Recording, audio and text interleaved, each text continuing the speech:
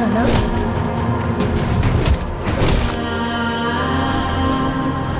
మనల్ని ఎంత హింసించి మన కష్టాన్ని దోచుకుంటున్నారు.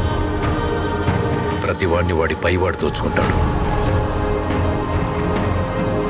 మనల్ని దొర దోచుకుంటే దొరని గోల్కొండ నవాబు దోచుకుంటాడు. ఆ నవాబును ఢిల్లీలో ఉండే మొఘల్ చక్రవర్తి.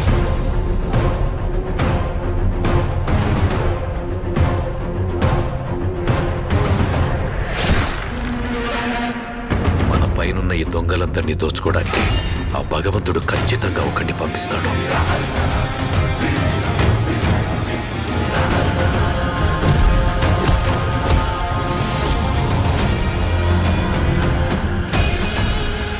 వాడొచ్చి దొంగ దొరలందరి లెక్కలు సరిచేస్తాడు.